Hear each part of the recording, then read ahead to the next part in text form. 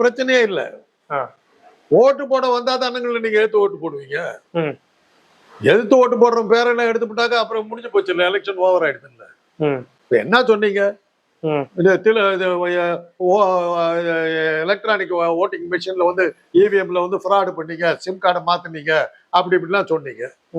நீ ஓட்டு போட வரணும், அதை வந்து அந்த சிம் கார்டெல்லாம் நான் மாற்றணும், அதுக்கப்புறம் ரிசல்ட் போட்டு என்னத்துக்கு உனக்கு ஓட்டே இல்லைன்ட்டா முடிஞ்சு போச்சு. இப்போ எனக்கு ஓட்டே இருக்க போறது இந்த எலெக்ஷன்ல. ஏன்னா என்னை அவரு எல்லாத்துக்கும் தெரியும். விட்டா நான் வந்து பாஜக எதிர்த்து ஓட்டு போட என் பேர் இருக்காது.